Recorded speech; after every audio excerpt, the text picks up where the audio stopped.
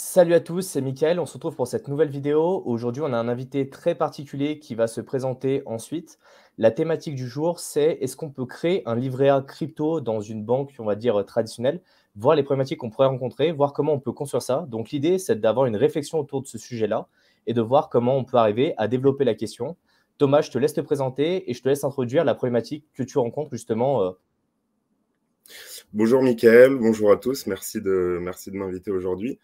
Moi je réalise un mémoire sur la thématique de l'épargne, comment proposer une épargne à tout le monde. Et aujourd'hui, donc il y a deux problèmes. Le premier problème, c'est de se, en fait, de ne pas avoir, il y a une difficulté d'accéder à la blockchain et d'avoir ses rendements. Donc, comment optimiser ça pour proposer, par exemple, comme on a avec le livret A aujourd'hui, un investissement où le particulier transfère son argent sur son livret A et en fin de compte, il a ses rendements sans se soucier de la politique d'investissement.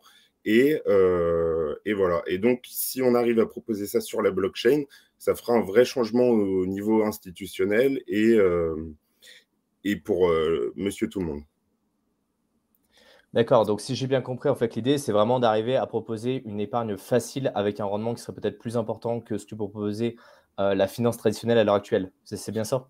C'est ça. Et en fin de compte, j'arrive sur le deuxième point. Le deuxième point qui est que, en fin de compte, comment exposer très peu son capital. Parce qu'aujourd'hui, dans les crypto-monnaies, quand on va investir sur un projet, on va se dire, par exemple, je suis prêt à à perdre 50% de la valeur de mes jetons ou dans le projet. Et on a vu, par exemple, des crypto-monnaies qui perdaient 70% de leur valeur. Et donc, en fin de compte, comment limiter cette perte en capital? Parce que, par exemple, si une banque veut proposer à ses clients un livret crypto, par exemple, et ça va être compliqué de dire on vous offre 3% de rendement, 6% de rendement, 10% de rendement, mais vous pouvez potentiellement perdre tout votre capital. Donc, en fait, de ce constat-là, comment limiter la perte en capital et simplement aller chercher les rendements sur la DeFi? D'accord, donc effectivement, il y a déjà plusieurs aspects qui sont extrêmement importants. Le premier, c'est est-ce que les fonds sont détenus par la société, donc par la banque en question, ou ils sont détenus par les utilisateurs, sachant que c'est quand même un certain frein pour les utilisateurs Mhm. de pouvoir gérer leurs propres fonds avec la sécurité qui va avec. Et aujourd'hui, est-ce que déjà le premier axe de réflexion a été traité de ce côté-là avant de même penser au rendement et aux risques qu'il peut y avoir derrière? Ouais, exactement. En fin de compte, le principe d'un acteur CeFi, ça va être qu'il va posséder les clés privées de ses clients. Et donc, en possédant les clés privées, c'est lui qui prend la responsabilité, mais c'est aussi lui qui prend. Mais le client, du coup, s'expose à un risque comme il ne détient pas ses clés privées.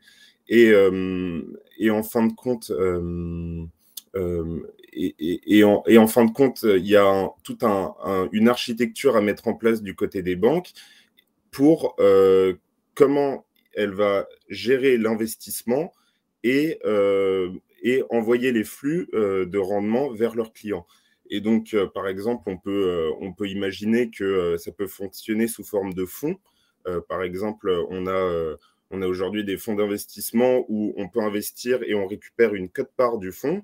Et ensuite, comme on détient cette quote-part, on va recevoir nos rendements en fonction des performances du fonds. Donc, ce serait plus à ce niveau-là que ça s'organiserait pour les banques, c'est-à-dire créer comme, en fin de compte, par exemple, l'assurance vie. L'assurance vie fonctionne aussi sous forme de fonds. On va investir dans des unités de compte, euh, donc qui vont être des placements sur des fonds d'investissement. On va détenir une quote-part et on va avoir ses rendements sur ces unités de compte. Et en fin de compte, là où l'assurance vie joue aussi, arrive à gérer le risque, c'est qu'il propose en fin de compte un investissement en fonds euros et un investissement en unité de compte. Et en fin de compte, ce mix des deux va réduire le risque et proposer quand même un rendement. Et la question aujourd'hui, c'est comment on pourrait proposer aujourd'hui de retranscrire ça dans le milieu des crypto-monnaies et de la DeFi. Oui, effectivement, où tu expliquais que les assurances vie, elles proposaient, on va dire, des titres qui sont achetés directement par les clients. Et du coup, là, sur cette vision-là, si on veut rester vraiment sur quelque chose de simple avec, on va dire, le moins d'intermédiaires possible, Mmh. c'est quoi? C'est un NFT qui serait, donné, aux utilisateurs qui veulent déposer leurs fonds pour avoir un rendement en échange. C'est, on va dire, comme un Tu placement, on va dire, en banque, déposer nos fonds et on attend de voir que ça fructifie et on ne peut pas toucher au capital. Comment est-ce que vous envisagez la chose, par exemple? donc ça va être, par exemple, en fait, le fonds va, enfin, la banque, donc va enregistrer les transactions des clients. Donc, par exemple, le client qui dit, «Moi, j'ai mon compte courant et je souhaite transférer l'argent, vers un livret, vers mon livret A, crypto». Ensuite, donc la banque enregistre cette transaction, elle, vers son compte courant et va noter dans ses comptes, dans son ledger que, en fin de compte, le client détient une part de son fonds qui, elle, investit pour le compte de ses clients. Et ensuite, c'est la banque qui se charge d'assurer la liquidité et de transmettre ensuite les intérêts directement sur les comptes épargne des clients. Et en faisant ça, elle permet de donner justement en fin de compte, des rendements journaliers, alors que même dans la DeFi, c'est assez compliqué parce qu'on va avoir un système de stacking où on va pas pouvoir retirer nos fonds. Enfin, peu importe les mécanismes qu'on utilise dans la DeFi, ça met souvent du temps à retirer les fonds.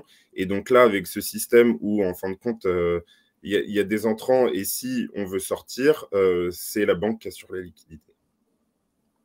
D'accord, donc si j'ai bien compris, d'un point de vue expérience utilisateur, c'est-à-dire qu'il a des fonds en fiat, en euros par exemple, C'est il ça. va dire qu'il a envie de se placer, sur le support d'investissement, crypto-monnaie et donc Mhm. après, lui, il a juste à faire son virement euro. La banque, met en place une stratégie, au niveau crypto et elle va lui reverser des intérêts, sous forme d'euros, si on comprend bien, Mhm. tous les jours. Voilà, c'est exactement ça. Et donc aujourd'hui, enfin, c'est un vrai frein pour les institutions françaises parce que justement, il n'y a pas ce stablecoin euro qui permettrait en fin de compte de directement accéder, de faire la transition fiat blockchain. Et donc, on est obligé de passer par le dollar. Et donc, en fait, ce qu'on va faire, c'est que l'euro va être transféré vers un compte euro de la banque. La banque va ensuite les convertir en dollars et se hedger, c'est-à-dire déclencher une position short à l'inverse pour éviter la perte en capital, enfin pour compenser le taux de change euro-dollar. Et ensuite, elle va investir ces dollars enfin, elle va les placer dans la blockchain et en stablecoin. Et ensuite, donc, elle fera le mécanisme dans l'autre sens pour redistribuer les rendements en euros à ses clients. Donc, effectivement, ça viendrait plutôt comme un produit, financier complémentaire à ce qui peut déjà exister ailleurs et non pas comme un investissement en crypto. Je disais, il y a Mm. certaines banques dans certains pays, par exemple, je prends l'Estonie où on a LHV qui propose d'acheter des cryptos directement, de pouvoir les garder, à votre place, soi-disant entre guillemets, hein, parce qu'on ne peut pas les retirer, on ne peut pas les échanger, il y a plein de problématiques, derrière tout ça et donc là, vraiment, on est sur une autre vision, en fait, du marché qui, pour moi, est intéressante parce que ça permet d'avoir, d'autres supports financiers.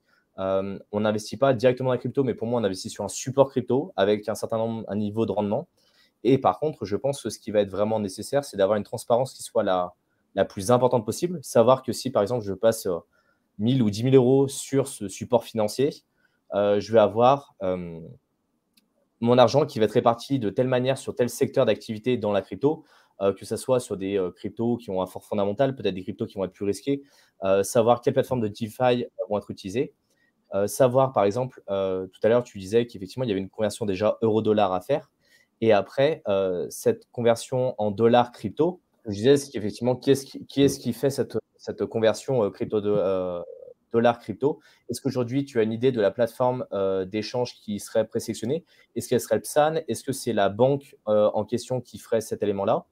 Et après Mhm. surtout, il y a le stockage en fait des cryptos, moi qui m'intéresse parce que comment est-ce que ça va être délégué dans la DeFi et autres? Est-ce que tu as plus d'informations? Est-ce qu'il y a déjà eu une réflexion, Mhm. autour de ce sujet-là? Oui, oui, il y a déjà eu, j'ai réfléchi à ces questions, mais je cherche à les résoudre parce que je sais qu'il y a plusieurs manières de le faire. Par exemple, aujourd'hui, quand on est sur Binance ou sur des exchanges, donc là, ça va être des portefeuilles de dépôt et c'est eux qui vont gérer, en fin de compte, quand on envoie des stablecoins vers ces plateformes, c'est eux qui gèrent après leur propre wallet. Voilà. Ensuite, je sais que, par exemple, pour des fintechs, peut y avoir, par exemple, des fournisseurs de services qui vont leur permettre de faire la conversion dollar stablecoin directement sur leur plateforme et qui vont permettre à toutes les fintechs ensuite de gérer leur propre wallet. Donc, par exemple, les banques détiendraient leur propre clé privée mais passerait par une plateforme qui leur offre tous ces services pour pouvoir offrir la meilleure expérience utilisateur. Et ensuite, quand tu parlais de la transparence au niveau de l'investissement, faudra avoir la même transparence et c'est même quelque chose qui pourrait être audité au même titre que les fonds d'investissement aujourd'hui sur des assurances-vie sont audités, au même titre que, par exemple, le livret A, en fait, c'est de l'argent qu'on dépose à la caisse des dépôts et conciliations. Et par exemple, après, l'argent qu'on dépose sur notre livret A va par exemple servir à financer des logements sociaux et tout ça. Et en fin de compte, ces fonds-là sont audités. Alors, ça demande la même chose, dans le secteur des crypto-monnaies.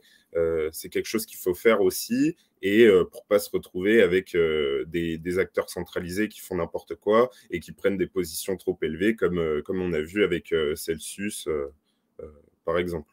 Du coup, effectivement, moi, j'avais une autre question qui me venait à l'esprit parce qu'effectivement, il y a la partie audit qui est très importante, mais après, il y a la partie séquestration des fonds. C'est-à-dire que pour moi, un élément qui est important, c'est de savoir si mes fonds sont mélangés avec d'autres fonds, d'autres utilisateurs pour, par exemple, faire levier sur certains protocoles pour obtenir les rendements qui seraient, par exemple, je ne sais pas, de 2 ou 3% annuels. Parce que dans l'échange qu'on a eu succinctement par mail avant cette vidéo, tu me disais qu'effectivement, il y avait plusieurs possibilités avec plusieurs capacités de rendement offertes. Et du Mhm. coup, est-ce que ça fait partie des risques? Comment, voilà, comment tu abordes la question, toi, sur ce sujet-là? Bah, en fait, c'est dans une question sur le principe de, en fin de compte, le client va déléguer son investissement et donc il ne sera pas en charge de la politique d'investissement. Et ça, en fait, c'est quelque chose qui va être comme on a aujourd'hui dans la finance traditionnelle. Il faudrait que le fonds respecte une certaine politique. Donc, quand on investit dans un fonds crypto, on, tous les fonds seront logés à la même enseigne. Donc, ça veut dire que, par exemple, deux clients qui investissent dans ce support crypto vont être exposés de la même manière et on va regrouper les fonds pour justement aller chercher, pour aller chercher des meilleurs rendements, mais aussi pour réduire le risque. Ensuite, donc, l'idéal, ce serait par exemple que si on a plusieurs stratégies d'investissement, on puisse proposer plusieurs supports et ces plusieurs supports euh, ces plusieurs supports donc sont investis différemment. D'accord, donc c'est-à-dire qu'il faut qu'il y ait quand même quelqu'un qui soit compétent d'un point de vue crypto dans les personnes qui vont créer ce support financier, chose qui Mhm. aujourd'hui n'est pas facilement trouvable dans le secteur bancaire. Mhm. Euh, Et ensuite, effectivement, il pourra proposer différentes stratégies avec différents leviers. C'est quand même, comment dire? D'un côté, je comprends, si on le voit d'un point de vue purement fonds d'investissement, effectivement, on ne choisit pas les supports sur lesquels on va investir. Si on le voit Mhm. d'un point de vue crypto, effectivement, une DAO permettrait de choisir en disant, bah voilà, peut-être que le nouveau narratif à venir, c'est, je ne sais pas, l'intelligence artificielle, c'est les move to earn ou autres. Est-ce qu'il ne faudrait pas créer un support spécifique à ça? Ou est-ce qu'on reste vraiment sur des supports? La question, c'est est-ce qu'on reste sur des supports d'investissement ou est-ce qu'on reste sur des supports de rendement, en fait? C'est un peu la question Oui, que je me pose entre les 2 moi. euh, je sais pas si j'ai très bien compris ta question, mais c'est entre si on reste centralisé ou si on reste décentralisé, ou si Non, on c'était peut faire c'était pas tout. ça. Non, ma vision des choses, c'est est-ce que, par exemple, on achète des cryptos, on dit qu'on fait 3% de rendement annuel et du coup, Mmh. on va vendre, une fois qu'on aura fait des profits, on va dire, en fin d'année, ou on va vendre tous les jours à chaque fois qu'il y a un petit delta de performance pour offrir ces 3% de rendement? Ou, est-ce qu'on va générer du rendement dessus en faisant du lending, en faisant de l'apport des poules de liquidité ou ce genre de choses, en fait? OK. Bah, en fait, ce dont j'ai réfléchi, par exemple, ce qui pourrait être intéressant, c'est, on a un capital donc de 100. On va, par exemple, investir, 70 ou 75 en stablecoin qu'on va proposer en lending. Et donc on va toucher des rendements. Donc voilà, là, ça va être autour de entre 1,5 et 2. Et ensuite, après, avec les 30% restants ou les 25%, là, on va les investir dans des actifs. Donc, ces actifs, généralement, avec lesquels on va pouvoir faire soit du liquidity providing dans la DeFi, soit du stacking. Voilà. Et en fin de compte, l'idée, ça va être qu'avec le collatéral des stablecoins qu'on a utilisé qu'on a proposé en lending, on puisse emprunter les mêmes actifs que nous avons achetés en plus. Et en fin de compte, ça va compenser parce que si on emprunte les mêmes actifs, ça va faire comme une position short par rapport aux actifs qu'on détient réellement. Et donc, avec ça, on va pouvoir également les placer dans la DeFi et obtenir des rendements. Et par exemple, si on arrive à emprunter de l'Ether je sais pas, de l'Ether à 2% et qu'on arrive à avoir un rendement de 5% sur notre Ether, là, on va avoir intérêt à l'emprunter pour le stacker, par exemple. Euh, et ensuite, le fait qu'on détienne des Ethers dans notre portefeuille et le fait qu'on en emprunte, ça va se compenser au niveau, ça va se compenser. Donc, si le prix de l'Ether augmente, bah, j'aurai plus à rembourser, mais comme je détiendrai les actifs, bah, j'aurai plus de capitaux pour rembourser. Si le prix de l'Ether baisse, j'aurai une perte dans mes actifs, mais de l'autre côté, j'aurai moins à rembourser si le prix de l'Ether baisse. J'ai bien compris, effectivement, toi, tu fais la conversion, on va dire, sur du stablecoin, tu mets en collatéral, tu récupères derrière des cryptos pour aller faire du stacking et autres et avoir un delta en termes de performance. Mhm. Ce qui est effectivement une valeur qui est assez sûre, hein, c'est souvent ce qui est fait. Par contre, plusieurs points que je lève en termes d'attention, c'est qu'il y a d'abord les problématiques au niveau des plateformes sur lesquelles on va aller faire du lending. Si on parle uniquement de finances décentralisées, hein. On ne parle pas de centralisé, on parle vraiment que de la décentralisée. Mhm. Les taux sont variables, donc potentiellement un jour, la position va être intéressante, le lendemain, elle le sera peut-être beaucoup moins. Sachant que les performances en stacking, si on prend l'Ether, elles sont quasiment stables, hein. On est entre 5 et 7%. Ça bouge Mhm. très peu. Par contre, les taux d'emprunt, ils peuvent varier du jour au lendemain avec des taux qui sont vraiment très importants. Mhm. Et demain, qu'est-ce qui se passe si la plateforme en question se fait siphonner les fonds? Est-ce que, Voilà. par exemple, il y a une assurance qui va être couverte dedans? Et si oui, qui paye les frais de l'assurance, en fait? Voilà, donc en fait c'est ça tout l'enjeu, c'est parce que par exemple aujourd'hui, si on a un compte classique dans la finance traditionnelle, par exemple en cas de faillite de la banque, l'État va garantir 100 000 euros pour le compte des clients et va les rembourser à hauteur de 100 000 euros. Donc ça c'est garanti par l'État. Dans- Ça, c'est la valeur théorique. Ça, c'est la valeur théorique. Et après, dans la pratique, on sait très oui, bien que c'est pas la réalité parce que il y a pas les capitaux derrière pour. Oui, mais oui, oui. Bon, surtout si une banque fait faillite, elle en entraînera d'autres et tout ça, donc ça posera un bien plus gros problème. Mais en termes de sécurité, ça pose déjà les bases qu'il n'y a pas du tout dans les crypto-monnaies. Et donc, en Totalement. fin de compte, du choix des protocoles, va y avoir, va y avoir une diversification à prendre en compte et un réajustement pour suivre également bien. Pour pas avoir un réajustement au jour le jour, comme tu le dis, en fonction des taux d'emprunt, qui sont des taux variables, et aussi en fonction, par exemple, du seuil de liquidation sur le collatéral. Ouais, effectivement, il va y avoir différents éléments. Après, c'est pareil, tout à l'heure, tu parlais de stablecoin en dollars américains. Heu, Mmh. le choix des stablecoins, il est hyper important. Quand on voit ce qui s'est passé, sur l'année 2022 avec, tous les stablecoins qui ont pris un plomb dans l'aile, sans parler de ceux qui ont des réserves qui sont plus que douteuses. Mmh. Au C'est une vraie question. Se dire quel stablecoin on choisit et sur qui on est dépendant. Si on prend, le BUSD, on est dépendant de Binance. Mmh. Si on prend l'USDT, on est dépendant de Bitfinex et si on prend l'USDC, c'est Circle. Ouais.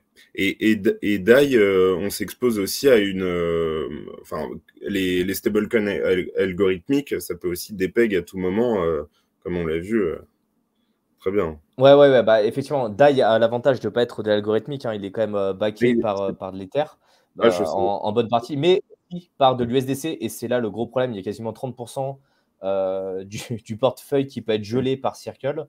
C'est qu'effectivement, il y avait une grande question déjà à Michael, trancher pour moi. je t'ai perdu à 30% du portefeuille qui peut être gelé par Circle.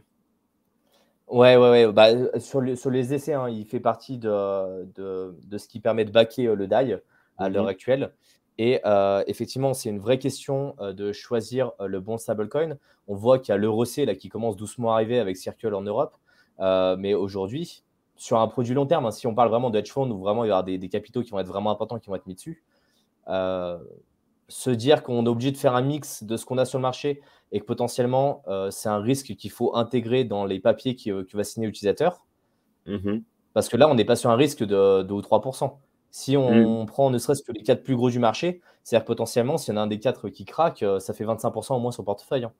Ah oui, c'est considérable. Après, faut faire. Je sais pas s'il y a beaucoup d'alternatives aujourd'hui à ça.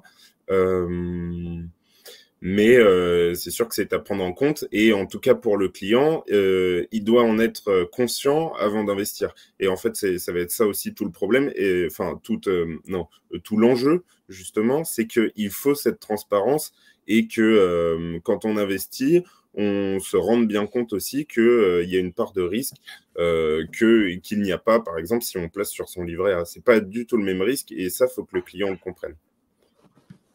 Bah, après, il y a d'autres risques, hein, sur le livret A qui sont quand même, bien cachés, Mm. par rapport à l'inflation et tout ce qu'il peut y avoir, derrière. Mais, Mm. globalement, en fait, il y a une grande différence pour moi entre un livret A et par exemple une assurance vie. Tu me parlais de liquidité et ben, Mm. par exemple, l'assurance vie, on a des durées de blocage. Donc est-ce que là, on serait sur des durées de blocage ou est-ce que, à tout moment, on peut retirer? Par exemple, je sais pas, il y a une vague de panique comme on a pu avoir, fin, 2021 suite à Mm. au sommet du Bitcoin, quand il commence à redescendre, il y a des ventes paniques à peu près tout le monde commence à retirer de l'argent, même à perte. Comment ça se passe dans ces cas-là, en fait, pour ce type de Mm. produit? Bah, en fait, l'enjeu, ça va être d'assurer la liquidité, donc de se prévoir une marge de cash assez conséquente pour pouvoir assurer cette liquidité, le temps de unstacker les fonds. Et par exemple, ce qui peut être pris comme deuxième mesure, c'est de, par exemple, le temps où on unstack, par exemple, des jetons, on va d'un autre côté les shorter pour se hedger du risque et ne pas prendre le risque d'une perte de valeur du jeton. Ça pourrait être mis en place le temps d'un stack et de vendre les fonds euh, pour pouvoir rembourser l'apport de liquidité qui a été fait par la banque. Ouais, mais qui dit aujourd'hui, shorter une position, hormis sur les plateformes, centralisées, mais sinon il y a pas assez de liquidité, pour le faire sur de la décentralisée. Il y a des plateformes comme Euh, DYDX, hein, qui commencent à arriver, il y a ce genre de choses, mais pour moi, on est trop léger quand on parle de quantités qui sont astronomiques et surtout, être sûr que les ordres soient bien passés, qu'ils soient bien, qu'ils arrivent bien au bon endroit. Il y a des contraintes qui sont quand même, un peu importantes sur ces éléments-là, hein, pour éviter d'avoir oui, une dévalorisation qui soit trop importante sur le portefeuille. mm. C'est sûr, c'est compliqué de le faire de manière décentralisée et c'est là où justement l'écosystème doit encore grandir et ne peut pas encore proposer ce que propose la finance centralisée en termes de volume d'épargne. Mais c'est là où justement il faut de la scalabilité et il faut que justement des nouveaux protocoles se développent pour pouvoir proposer par exemple du hedging sur des plus gros volumes. Ça, c'est sûr. Si on veut une adoption massive, il faudra qu'il y ait ce genre d'acteurs sur le marché. Ouais, effectivement, mais ça pose plusieurs problématiques. Après, la question que je me posais, c'est est-ce que, par exemple, si on va chercher du rendement, est-ce qu'on le fait sur un seul écosystème? Est-ce qu'on le fait sur plusieurs écosystèmes? Est-ce qu'on se dit, bah, par exemple, Ethereum étant l'écosystème le plus important d'un point de vue, finance décentralisée, est-ce qu'on se met, full dessus? Est-ce que, par exemple, on va chercher, je sais pas, de la finance décentralisée sur, la BNB Oui, Chain, qui à Binance? Est-ce que voilà, est-ce qu'on va chercher bah, d'autres écosystèmes ou est-ce que, de ta vision des choses en tout cas, tu serais plutôt sur un monoproduit en fait? mm. De ma vision des choses, c'est comme le marché de toute façon est très risqué, il faut essayer de se diversifier. Et donc, en se diversifiant, c'est que par exemple, il faut aller chercher du rendement sur plusieurs blockchains. Il ne faut pas trop se diversifier, c'est là où justement on perd en rendement, mais par exemple choisir 5 blockchains qui vont réussir à permettre d'apporter du rendement. Par exemple, si c'est pour le stacking, par exemple, on va aller chercher du Polkadot, du Matic, de l'Ethereum, du Atom, voilà. Et donc, il faut un petit pool, mais de ma vision des choses, il faut quand même être diversifié et ne pas dépendre d'une seule blockchain pour aller chercher les D'accord, donc rendements. En tout cas. d'accord, donc dans la stratégie de base, on serait plutôt sur un stacking, on va dire, simple d'un ou 2 produits et Mhm, sur une stratégie plus complexe, avec plus de rendement, on irait, faire de l'apport de liquidité pour, faire des emprunts derrière et aller chercher du stacking de manière plus importante. Mais pas forcément apporter de liquidité sur, des poules de liquidité ou ce genre de choses. On resterait sur des produits qui seraient très simples, non? c'est ça, en fait. L'idée, ouais, ce serait plus d'aller chercher des trucs très simples. Après, je pense que si ça devient trop complexe, il y a trop de risques qu'on ne peut pas calculer et ça fait, ouais, et ça fait prendre trop de risques et on les connaît pas. Enfin, on les anticipe pas tous forcément à chaque fois. Ouais, T'as je remarqué? vais poser ma question. Du coup, qui au sein, d'une structure comme un hedge fund, est Mhm. capable de mesurer d'un point de vue fondamental, les projets actuels sur lesquels il faut déposer de l'argent avec les informations que nous avons? Qui sont disponibles d'un point de vue public, parce que ça m'étonnerait qu'ils aient accès à d'autres informations qu'on ne pourrait pas avoir.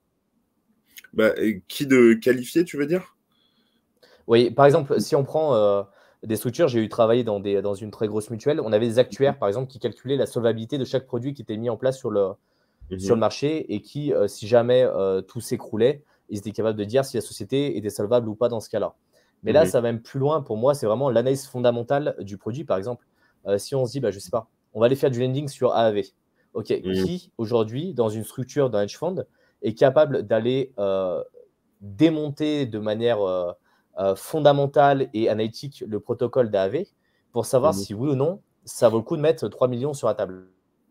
Et oui, tout à fait. Je pense que au niveau, il faut qu'il y ait une équipe en charge du risque management. Ça c'est certain quand on investit des montants assez conséquents. Et ensuite, parmi ces équipes, il faut des développeurs qui soient capables d'auditer le code et de le faire sans dépendre d'une entité qui va certifier que le code est bon. Il faut que ce soit fait en interne et que à chaque fois sur les protocoles, il y ait quelqu'un qui soit conscient, qui soit conscient des mécanismes et du code des protocoles. Ouais, C'est alors il y a, il y évident a, au il y niveau a- de l'analyse fondamentale. Alors, il y a d'un côté, en fait, pour moi, effectivement, la partie, développement qui est un élément qui est important. Mais après, il y a des briques, qui sont extrêmement importantes comme les clés admin, par exemple. On sait qu'il y a des protocoles où il y a des clés admin où, les développeurs ont la capacité à, récupérer la caisse quand ils le souhaitent. Ils ne le font pas forcément parce que des fois, c'est des DAO, ce genre de Mhm. choses. Mais du coup, il y a un risque et qui va accepter d'aller prendre le risque ou non? Et après, il y a la partie, modèle économique du protocole. Il y a les développeurs. Est-ce qu'ils ont une capacité à développer sur long terme? On ne sait pas Mhm. combien il y a réellement de développeurs derrière certains projets. Mhm. Donc voilà, qui est Tu capable, parles de, aujourd'hui d'aller analyser ces éléments-là, en fait, tu vois? mhm. Tu parles de AAV quand tu parles des clés admin. C'est pas, il y a, je, je Alors, crois qu'il y a. j'ai plus en tête J'ai plus en tête, mais je crois pas qu'il y avait en a une, mais il y a des protocoles du même goût qui en ont. Et Mhm. je sais qu'il y a la question qui s'était posée pour Matic à l'époque également. J'ai plus en tête tous les éléments parce que c'est Thibaut qui avait traité le sujet. Mais de mémoire, je sais qu'il y a des protocoles, par exemple, qui ont des clés admin, dont des gros protocoles. Et à l'heure actuelle, la question se pose sur la bienveillance des administrateurs du protocole. Mm. Tout à fait. Ça, en fait, c'est des choix à prendre en amont de la décision d'investissement. Et s'il y a des protocoles où on estime que le risque il est trop important et qu'il y a pas assez de décentralisation dans le sens où le pouvoir est trop concentré entre quelques mains, là, il faut pas y aller. Et là, c'est un, c'est un no-go. Et ça veut dire qu'il faut qu'ils créent une propre échelle interne avec une propre échelle de risque pour arriver à dire bah, cette plateforme-là, elle a tant de points, celle-là, elle a tant de points. Et indépendamment des éléments qui sont affichés d'un point de vue public, c'est-à-dire qu'il faut qu'il y ait toute une réflexion interne sur les choix des protocoles, ce qui va limiter, je pense, les propositions, en tout cas, en termes de rendement. Parce que si on regarde aujourd'hui les protocoles qui sont sur le marché, il y en a très peu qui, d'un point de vue fondamental, sont à peu près corrects. Et même ceux qu'on estimait corrects, on s'aperçoit qu'avec le temps, sur une cascade, ils peuvent être emportés avec. Mm. Mm. D'un point de vue macro, sur tout ça, c'est extrêmement compliqué, hein, et même Ah, nous, on n'a qu'une vision partielle, je pense, de beaucoup de choses. Hmm. Ah, c'est un écosystème en construction. Ça, faut bien le garder en tête. Il y a des choses qui évoluent très vite et faut savoir s'adapter. Mais aussi, il y a quelque chose qui doit être transparent quand on vise à proposer ce genre de support. C'est qu'il y a des risques auxquels on s'expose et il y a des risques on essaye de les évaluer au maximum et il faut les limiter. Mais il y en a certains auxquels on se confronte et on les connaît pas encore. On essaie effectivement de les maîtriser au maximum, les risques. Après, ça ne veut pas dire qu'ils sont inexistants. Et en fait, moi, ce qui m'embête un peu, c'est que quand on voit certains produits financiers traditionnels, hein, je prends Mmh, pas je prends vraiment des produits traditionnels. Souvent, le marketing qui est fait autour du produit est complètement différent de l'intérieur du produit, en fait. Par exemple, je prends dans les banques traditionnelles, quand ils vendent des assurances vie, ils vous disent: «Vous êtes exposé au secteur français». OK. Quand je pense au secteur français, en général, je pense au CAC 40, ce qui est quand même assez représentatif du secteur français des grosses sociétés. Quand on regardait les produits qui étaient mis en avant, par ces conseillers-là, globalement, il y avait, 80 d'actions qui étaient liées à la banque plus ou moins de près ou de loin, mmh, mais pas tout du marché français. Et donc j'ai un peu peur, en fait, que, sur des rendements qui soient un peu faibles, on soit un peu sur ces éléments-là et du coup, on soit peut-être des fois, décorrélé vraiment de cet écosystème crypto qui veut une décentralisation et qui veut être, le plus transparent possible, en fait. Voilà, j'ai du mal à ouais. voir aujourd'hui un acteur qui, d'un point de vue marketing, accepterait de dire: «Bah, voilà, il y a Mmh. des risques qui sont extrêmement importants pour 3 de rendement». Mais il Voilà, y a des, évidemment, et pour revenir à l'assurance vie, il y a des énormes biais parce que généralement, l'assurance va proposer ses propres supports. Donc, produit, ouais. à partir de là, comme elle, le conseiller va vendre les propres supports de la banque. Donc, en fin de compte, elle n'est pas forcément objective sur la qualité de ses supports. Et quand on dit investissement en France, eux, ils préfèrent investir dans leurs propres actions plutôt que pour leur intérêt, plutôt que pour l'intérêt de leurs clients. Et là, il y a un conflit. Et en fin de compte, donc, il faudrait réussir à aligner les intérêts entre le client et l'investissement de la banque. Et ça pourrait aussi très bien passer par une partie des fonds propres de la banque est investie dans ce support. Et là, on arrive à aligner les intérêts avec le client, ou ça peut être, par exemple, si on veut éviter ce conflit d'intérêts, ça peut être aussi sur des acteurs décentralisés. Je regardais une interview de Alexandre Stratachenko qui parlait de fonds d'investissement justement décentralisés. Il faudrait que je retrouve le nom, mais justement qui sont des supports d'investissement qui sont pas qui ne sont pas qui sont contrôlés par un smart contract et pas par des par des acteurs. humains. Ouais, par des humains. Ouais, bah, après, c'est pareil, tout redistribué dans un smart contract. Qu'est-ce qui se passe, si jamais c'est fait pirater, les fonds loqués? Et tout à l'heure, on parlait d'assurance pour couvrir, les pertes.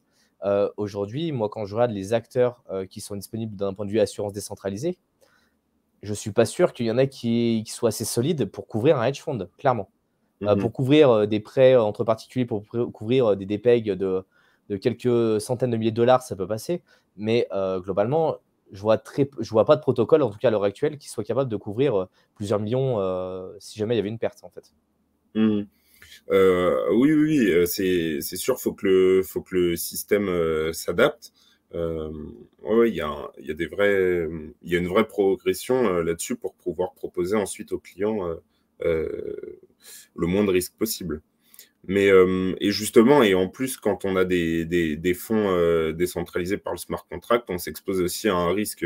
Bon, ça demande aussi de regarder bien le code du smart contract, mais on s'expose aussi à un nouveau risque. Et en fin de compte, voilà, il n'y a pas de, je pense pas qu'il y ait de meilleure situation qu'une autre.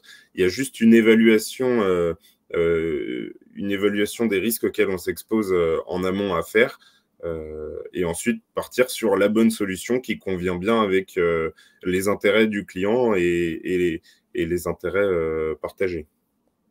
Et justement, est-ce que la solution, ça serait pas d'avoir un fonds de garantie comme le font certains protocoles en disant, bah voilà, si par exemple, je sais pas, on s'expose au Bitcoin et que le Bitcoin cette année, il a fait une certaine performance et qu'on arrivait à générer les 3% qu'on devait donner à nos clients, est-ce qu'on garderait pas cette plus-value pour la mettre dans un fonds, justement, pour garantir si jamais il y a un piratage, pour garantir si jamais il y a une problématique de sécurité?